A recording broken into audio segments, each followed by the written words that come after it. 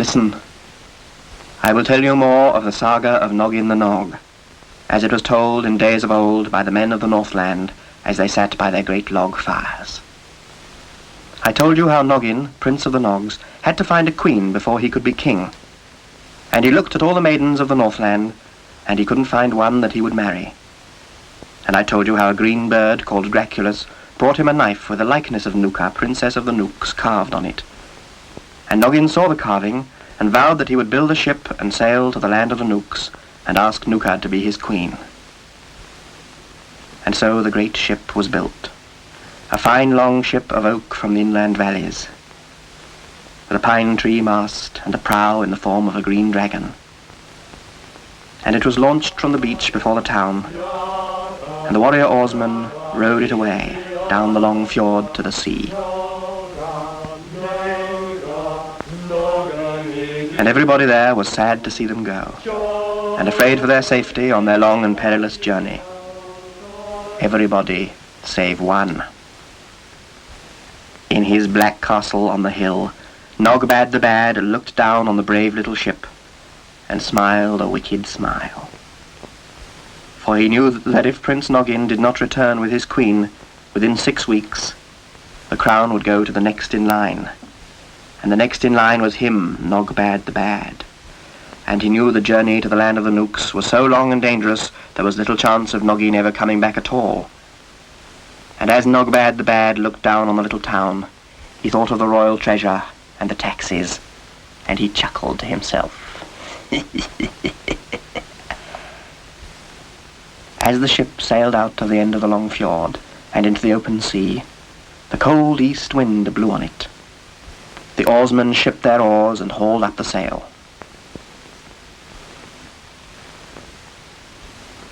The great square sail was red and gold, with the crest of Noggin and the face of Nooka. And the wind blew on the sail and filled it until the ropes were tight, and the ship cut through the dark water, as swift as a seagull riding the wind.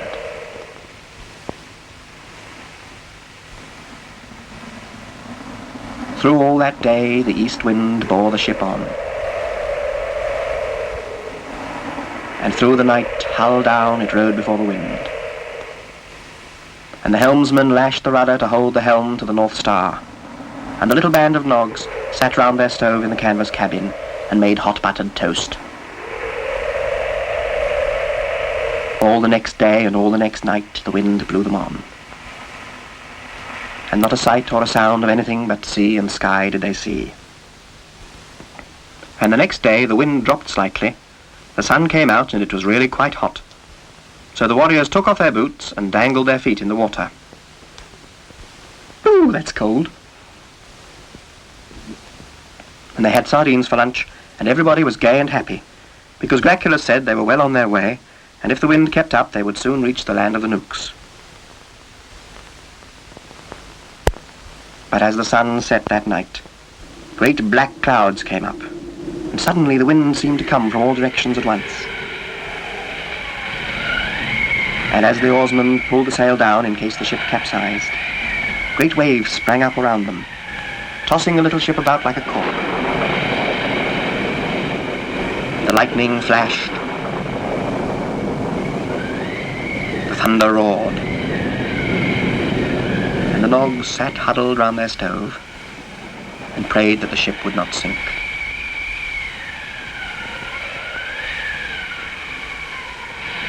Care for a ship's biscuit, Graculus? Oh, well, no, thank you, Noggin. As a matter of fact, I'm not feeling any too well. Oh, my dear bird, whatever's the matter? A touch of seasickness, I think. You know, it really is rather rough, and I feel a bit of... And Graculus toppled over and lay still in the bottom of the boat. Oh dear, Graculus has fainted.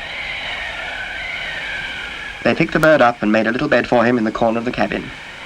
Graculus lay there with his eyes closed, looking greener than ever. The dawn came, the storm blew past, and all was calm. The oarsman hoisted the sail and looked at it. But no wind came to fill the sail. It hung limp on the mast, and the ship stayed where it was, still in a calm, still sea.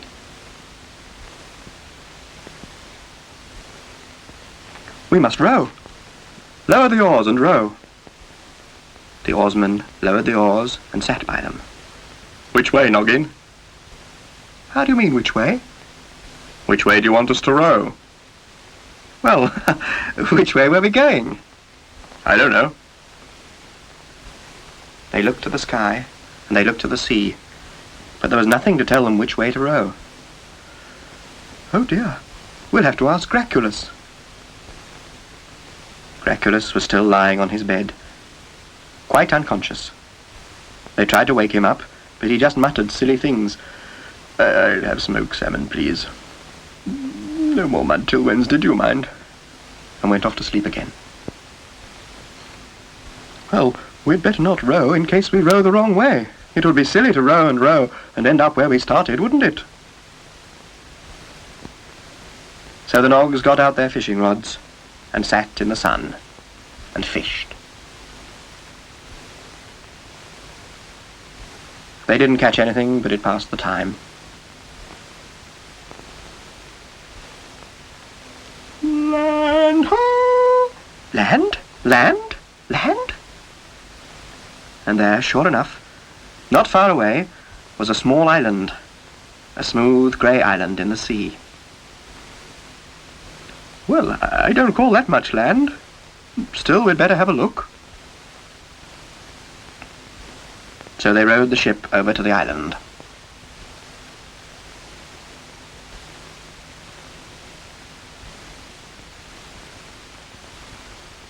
Thornogson, the chief oarsman, swung out on a davit and landed on the island.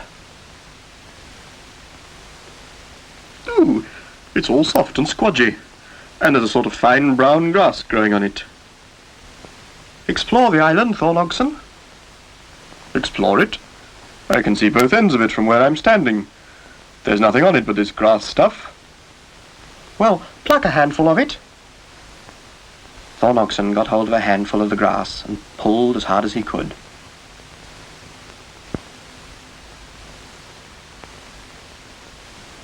It's no good. It won't come up. Throw me a spade and I'll dig it up by the roots. So they threw Thornogson a spade.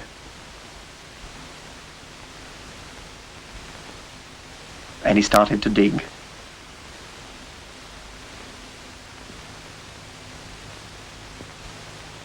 Help! An earthquake! The end of the island reared up suddenly in a hill, and a great cry was heard to come from it. And a great head, with huge teeth and whiskers, rose up out of the water in front of them.